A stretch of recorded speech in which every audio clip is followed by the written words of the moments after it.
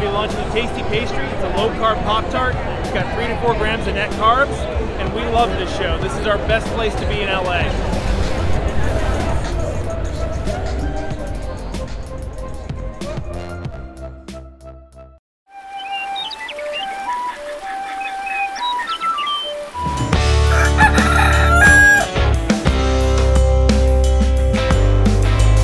Welcome back to Legendary Foods Muscle in the Morning.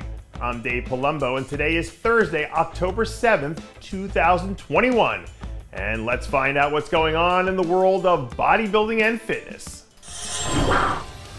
Happy Olympia Thursday, everyone. If you came here today looking for a double shot of pre-Olympia party starter, you're in luck, because we're kicking off the show with a brand new update from William Bonac, who looks like he's firing on all cylinders heading into the weekend. Remember, 2 weeks ago, there were a lot of questions about whether or not he would even be here competing for the Olympia title this year because his travel visa was denied, which stopped him from competing at the Arnold Classic. Thankfully, whatever it was that held him up got straightened out in plenty of time, because he's here in the States since last Friday.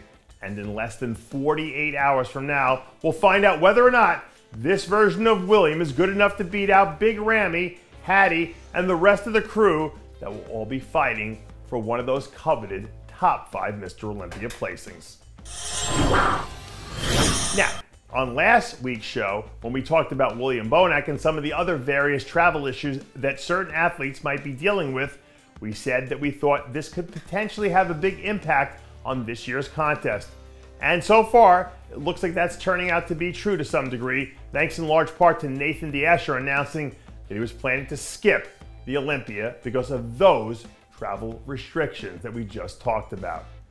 Obviously now, this is a huge loss for all the fans who wanted to see Nathan back on the Mr. Olympia stage for the first time in over 2 years, especially considering how impressive he was at the Arnold UK last weekend.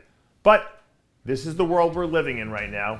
Unpredictability is the new normal, and this is just another example of how things can, well, change at a moment's notice. It can have a huge downstream effect.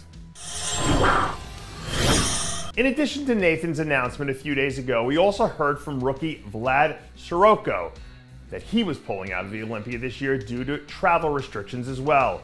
Even though Vlad wasn't going to be a top 3 threat this year like Nathan might have been, at the end of the day, we're still talking about a rookie athlete being forced to put the thing that he's worked his entire career for on hold due to no fault of his own.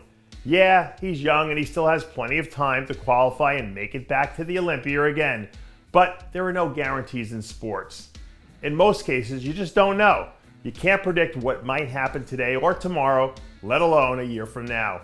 There are a ton of athletes who only ever end up qualifying once, and they never make it back, which means that the one shot they get is the biggest moment of their career. So hopefully that won't be the case here, because it would be a real shame to see anyone lose out on an opportunity like this because of something they had absolutely no control over. As I just mentioned, with Nathan De Asher out of the lineup this weekend, it means there'll be at least one vacancy in that 4th place through 8th place range that someone needs to step up and fill. And if you saw the photos that Regan Grimes released a few days ago, well, you can't help but think that he might be the right man for the job.